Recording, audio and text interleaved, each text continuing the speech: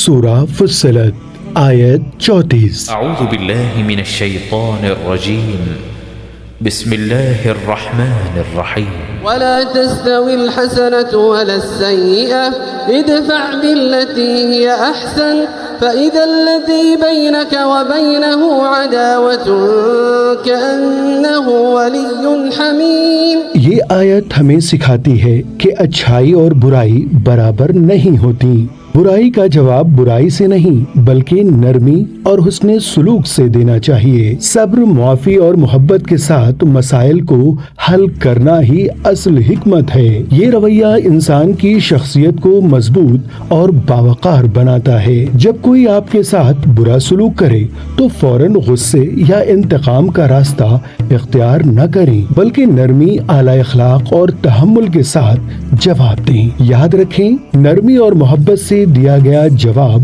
سخت دلوں کو نرم کر دیتا ہے اور دشمنی کو دوستی میں بدل سکتا ہے، جبکہ سختی اور تلخی صرف نفرت اور دوری کو بڑھاتی ہیں۔